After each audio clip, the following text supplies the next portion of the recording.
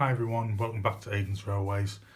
Sorry this video has been a long time coming, but for any of you who are subscribed to the channel, you'll understand at the moment I've got the big O-gauge project currently underway, and I can tell you it's moving at some pace, but it is taking an awful lot of my time up between work, and at the moment I've had quite a nasty cold. So moving on anyway.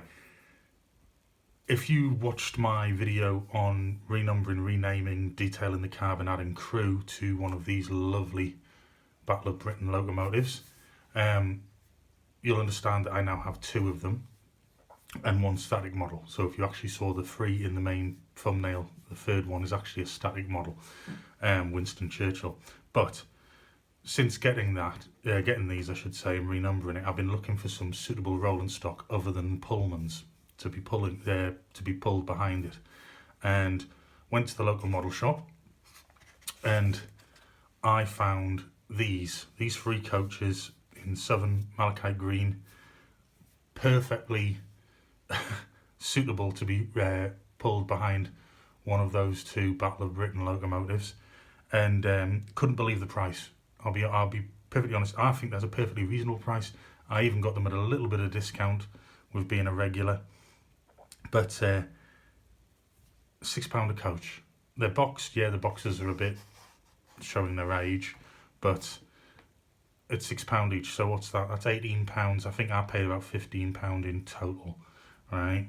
So £15 in total for three boxed Hornby coaches, which are actually in really fairly good condition, which means I've got a reasonably, not long, but a short train to pull behind the actual locomotive. It also gives me the scope to be able to have one pulling Pullmans, one pulling these. So we'll take a quick look inside, and then I'll get onto the price again in a moment. So have a look at the first one. So we've got a standard compartment with corridor composite coach. It's got some print along the sides. We've got the first class and we've got our third class, and we've even got the Southern written on there at the side as well. There are, you can just make out up here, there are actually carriage numbers, but I think, to be honest, there's going to be a bit of repetition there as far as they go. But everything's just moulded. These are like your railroad, but at the time it was the Hornby Railways main range. But you can see you've got the moulded detail at the end with the buffers and things. I'll get some bellows to put on here for when they're joined up against each other. I don't think I'm going to weather these up much, to be perfectly honest, because I quite like them looking that clean to go with the locomotive.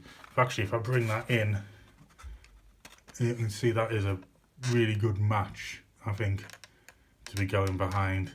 But so there's one coach. Now, like I said, they're in reasonable condition. This one's missing both of its actual hooks on the decouplings at both sides, which isn't a big deal because I've got absolutely loads of them lying around. The wheels are fairly dirty, but I think I'm going to replace them anyway with some new style Hornby wheels anyway.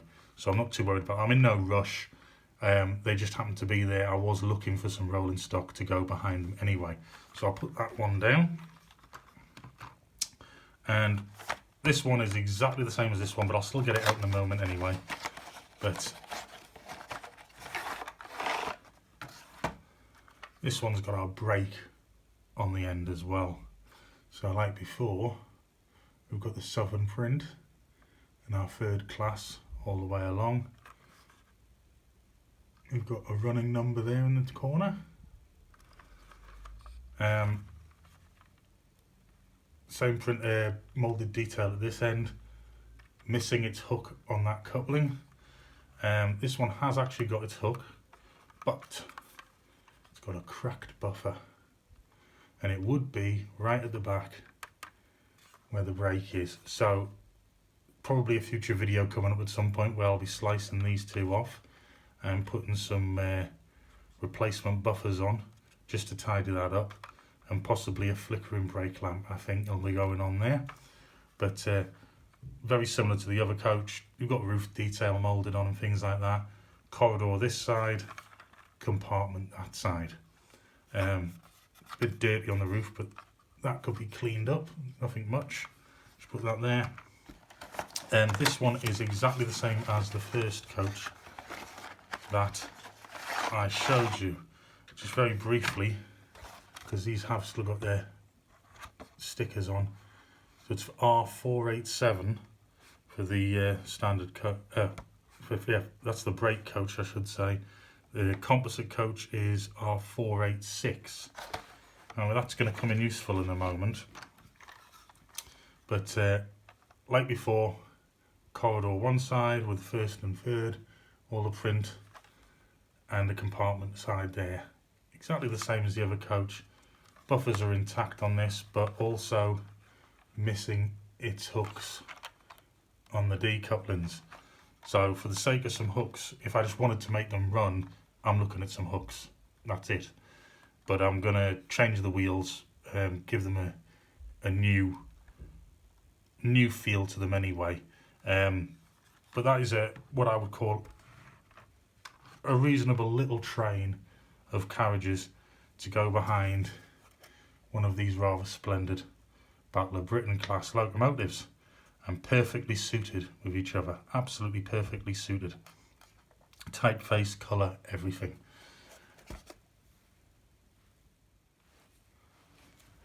So I had a look through some of the older catalogues, the Hornby Railways ones, and I have a few of the catalogues missing at the moment, and I couldn't find the actual exact coaches as in their product number, but they obviously released various ones with different running numbers as well. And in this case here, we've got R425, which is the brake, and we've got R424, which is standard composite coach.